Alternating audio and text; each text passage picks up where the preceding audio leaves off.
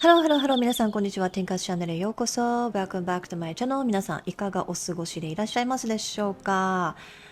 はい、ちょっとですね、私今タイに住んでるんですけども、ソンクランという長期休暇っていうのがね、始まってしまいまして、ちょっとね、家族行事というのが増えそうなので、ちょっと配信がね、なかなか思うようにいかなくなるかもしれないということで、急遽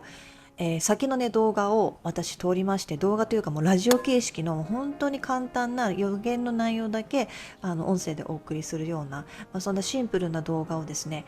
お送りしたいと思っております。で今回お送りしたいのが2024年の1月3日にジョゼさんが配信していた予言になっております。で私の方で tinkerschannel.com のブログの方では、ナンバー119話から120話でお伝えしている内容になっております。で私のブログのタイトルは119番が迫る日本への大地震、そして120番ではホラー映画よりも恐ろしい地下のビジョンという、意味深タイトルなんですけども、今回はですね本当に盛りだくさんで、盛りだくさんというかもう日本の予言がね結構っていう予言があります。でっていうのはなぜかというと、何回も言ってるんですよジョセフさんが、この数ヶ月なのでちょっと私ねドキドキしてしまっています。やっぱり家族もね日本にいるので、皆さんも日本の方がほとんどの視聴者なので、いち早くお伝えしたいなということでお送りしたいと思うんですけれども、いち早くと言っても1月の予言なんですけれども、まだねことが起こっていないので今のところ今回お届けしたいと思います。で、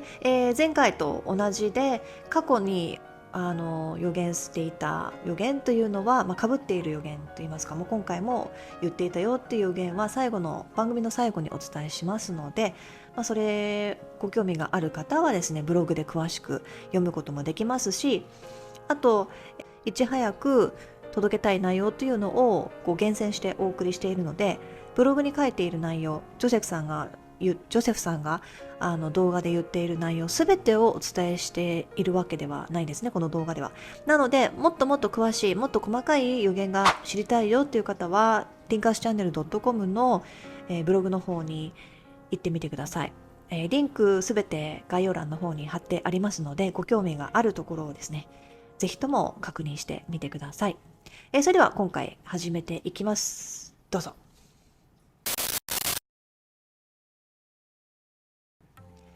今回一番初めにお伝えしたかったのは太陽フレアによる覚醒という話題ですね。でお気づきの方いらっしゃるかもしれないですけども、近年太陽フレアがね結構頻繁に強めのが降り注いでいることが多いんですね。で前回の能登半島の1月1日の地震の時も、実は1月31日の未明かなにX レベルの太陽フレアが実は降り注いでいまして、それが地殻変動とかそういうのを起こして、もしかしたら地震につながっているかもしれないという考え方も世の中にはあります。でそれが今ね現代の科学で証明バッチリできているかっていうと、それはできていないみたいなんですけれども、ただ関わりはあるよというふうに言っている専門家の方もたくさんいらっしゃいますので、無視はできないのかなっていう感じです。実際にね地震が起こっている時もありますので、はい、そういったことで太陽フレアが多く発生してるんですけれども、その太陽フレアは実際人間にも影響があると、人間の人体ですとか精神にも影響があるとジョセフさんはおっしゃっております。太陽は、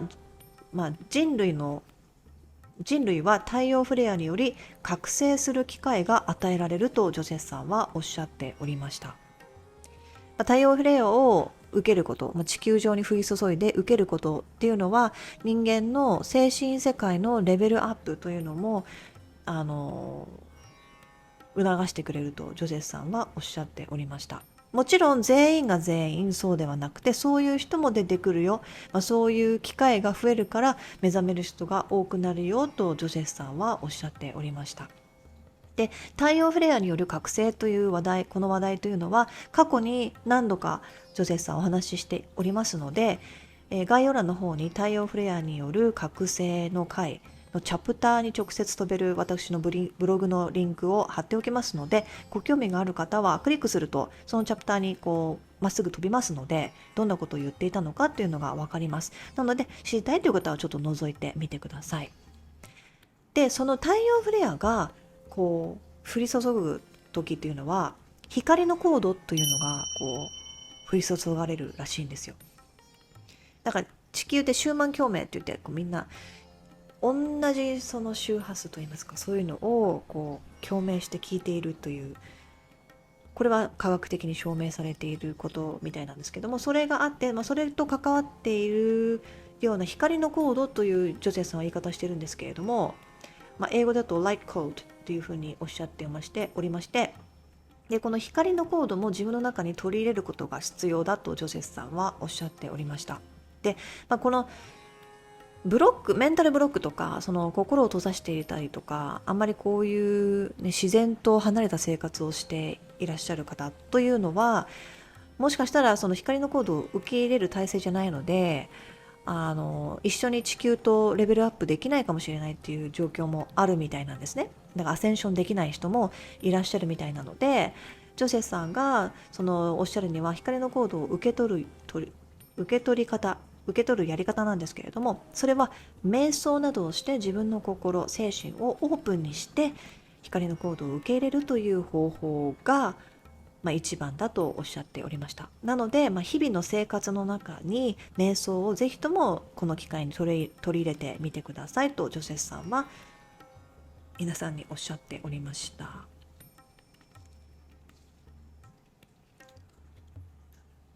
で、さっき私言っていたのが、その太陽フレアが影響する天変地異が起こるかもしれないという話なんですけれども、ジョセフさんの予言では、ジョセフさんはこのようにおっしゃってました。以前の予言では私は太平洋側というふうに予言していましたが、日本海側で今回地震が起きてしまいました。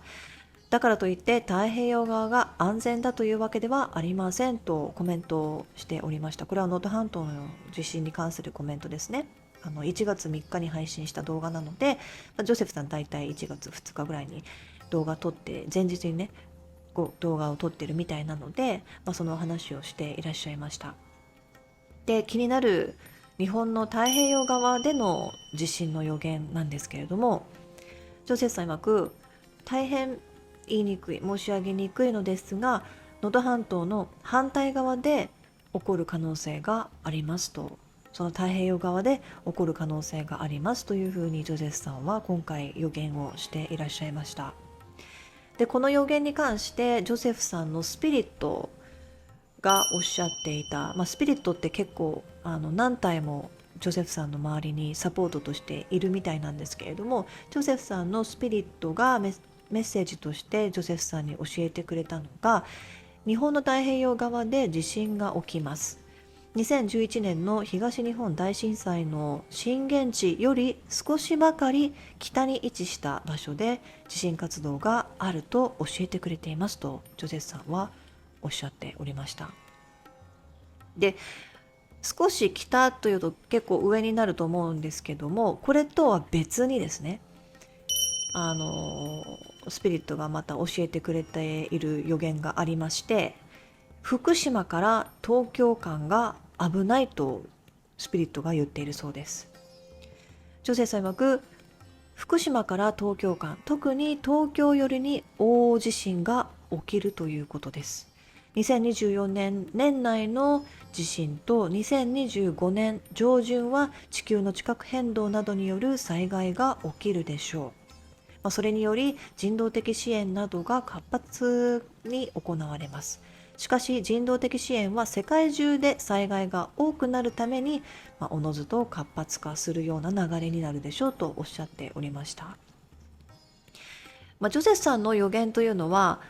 いついつに起こるよという明確な起こる発生時期というのを予言はしないです。基本的に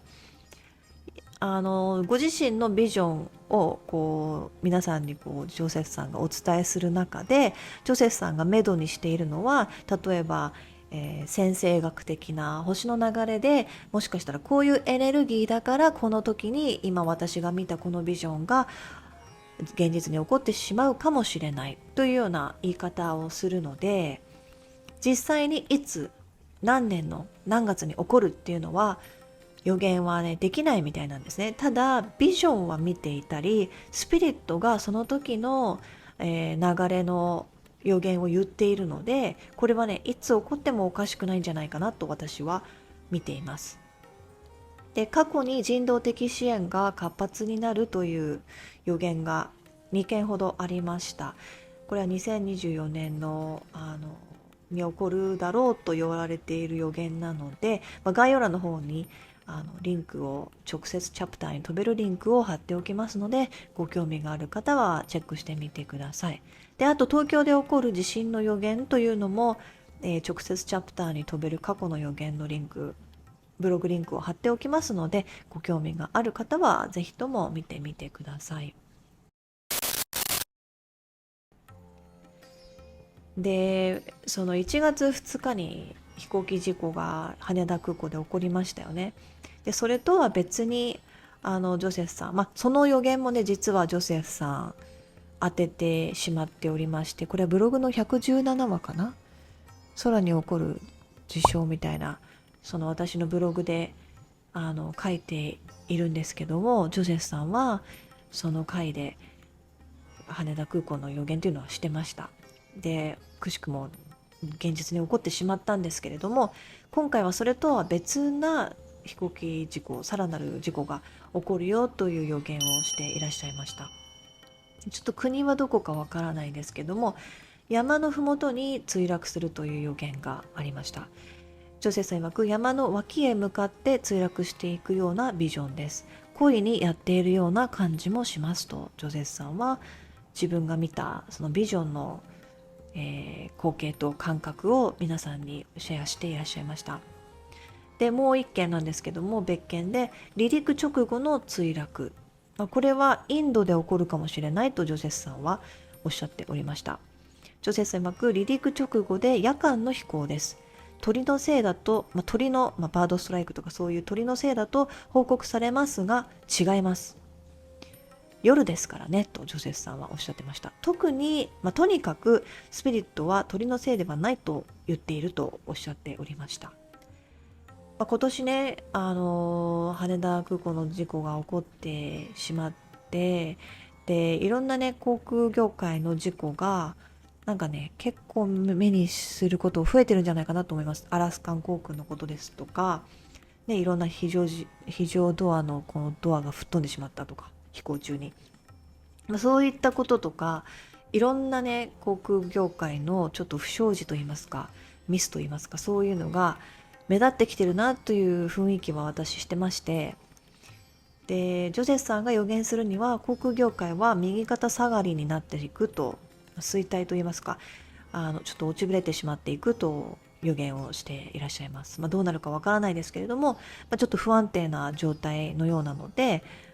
ちょっとね、航空業界にも注目していった方がいいんじゃないかなと思います。その航空業界のことが世界の流れ、社会の流れにつながっていくかどうかわからないですけれども、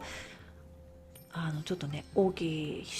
な視野で見ていただいたらいいのかなと思います。で、ここからの内容がブログでご紹介している、120番でご紹介している内容になります。ブログの回120番でご紹介している内容に移りますけれども、同じ1月3日のジョセフさんの予言になります。太平洋とインド洋周辺での災害というのも予言されています。ジョセフさんがその時おっしゃっていたのが、今日感じたのはインド洋と太平洋周辺が光って見えたことです。海の底が光って見えましたと、そういったね、自分が1月3日その日に見えたビジョンをその時に配信の時にシェアを皆さんにしていらっしゃいました。で、海底火山噴火のビジョンというのも見たそうで、ジョセフさん曰く海底噴火もビジョンで見えました。かなり大きな噴火で津波が起きます。スピリットが言うには津波はほとんどが小規模です。2024年は津波がたくさん発生しますが、ほとんどは小規模です。しかしいくつかは大きいですと教えてくれていらっしゃるようです。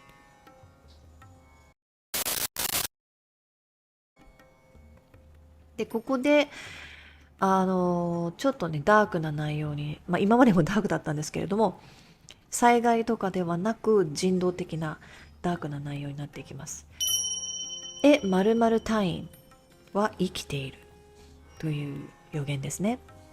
〇〇隊員って知らないですかね。〇〇の中にはプスです。皆さんちゃんとググってください。知らない方は。で、ジョセフさん、これブログに言っていただければ、私のね、脚注のところに、〇〇の中の意味とか、そういうのが、隠語の意味というのが分かるようになっているので、もしどうしても分からないよっていう方は、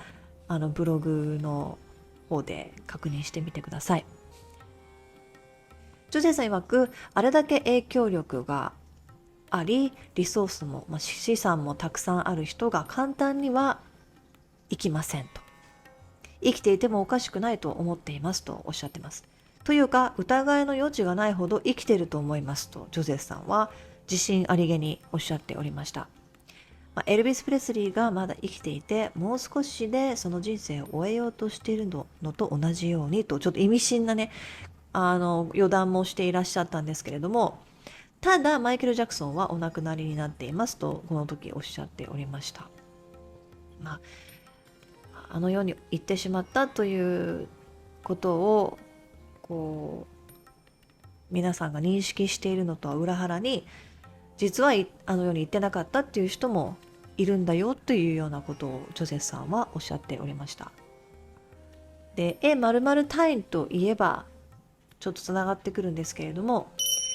地下施設についてジョゼフさんは今回お話ししていらっしゃいました。陰謀と言ったら地下施設という感じもするのかなって私は思うんですけれども、全然陰謀知らない方が今ねこの私のチャンネルを聞いているのだとしたら、地下施設がどうしたのって話だと思うんですけれども、ぜひね調べてみてください。ジョゼさんがおっしゃっていたのは、当時2016年でしょうか、スピリットが私を透視ビジョンの中で地下施設へ連れて行ってくれました。大きなトンネルを通るのですが、ホラー映画よりも恐ろしい光景です。見たものすべてが恐ろしかったです。最近またそれを見せてきますと、ジョゼフさんはちょっとロートーンでおっしゃっておりました。で、どんな光景だったかっていうのはちょっと YouTube ではお伝えできない、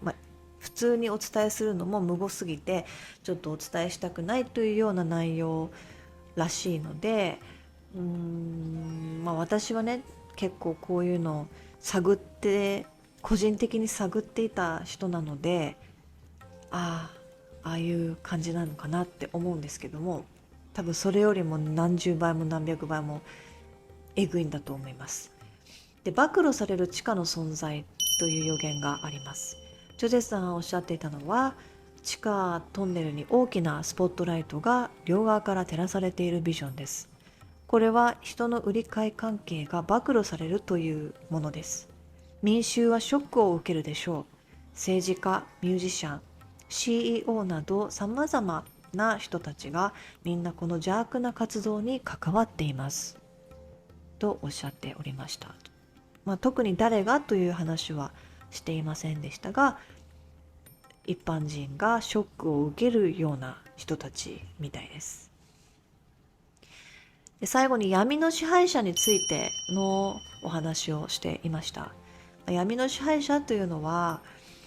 DS と呼ばれていたりとか、闇の勢力と呼ばれていたりとか、カバールと呼ばれていたりとか、いろんな呼び方があると思うんですけれども、ピラミッドの上の方の人々が、その邪悪な地下の活動に関わっているということらしいんですね。ジョゼさん曰く、スポーツチームのように嫌い合っているグループもあります。だからみんながみんな悪で同じっていうわけではなくて、その中でも派閥があると。でただ一番大きな派閥なども存在するということで、その派閥が地下のすべてを仕切っています。この活動が明るみになるようです。全部が今年に起こることではないですが、近い将来起こります。地下には電車も通っていますと、私たちが考えられないような地下世界っていうのが、存在するとジョゼフさんはおっしゃっておりました。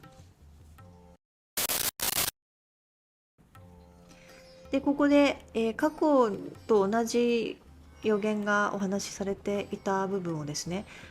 シェアさせていただきますが、まず最初に苦難の7年ということをね、ジョゼフさんは今回もお話ししていらっしゃいました。これは旧約聖書に出てくる、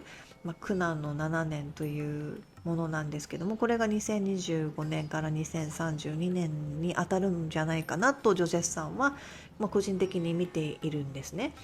でこの苦難の7年に関する、過去の予言というのもありますので、概要欄の方に、8月17日の予言の部分と、前回もお話ししたこの部分というのを直接チャプターに飛べるブログリンク貼っておきますので、どんなことをお話ししていたのかというのを確認してみてください。であと海底噴火のビジョンというのも、さっきお伝えしたんですけども、実は前回の動画でも言っていたことで、ジョセフさんはこれから、海底噴火とか海から起こる事象っていうのが多く見られるというふうにおっしゃってました。で今年は2024年は火と水と土がテーマということで、火、土、水がテーマの2024年というタイトルのチャプターも、4話ほどありますので、概要欄の方に貼っておきます。チェックしてみてください。で、カリフォルニアに関しての予言も今回もおっしゃっておりましたが、毎回のようにこれは出てくる話題ですね。でまずはカリフォルニアに大地震が起きるという予言、3カ所に起きるということなんですけども、最南端と最北端、そして真ん中、ロサンゼルスの近くあたりで起こるとおっしゃっておりました。でそれに関係しているのかちょっと女性さん自身もわからないみたいなんですけども、ただサンフランシスコの橋、これゴールデンゲートブリッジが地震か何かで崩れてしまうという予言も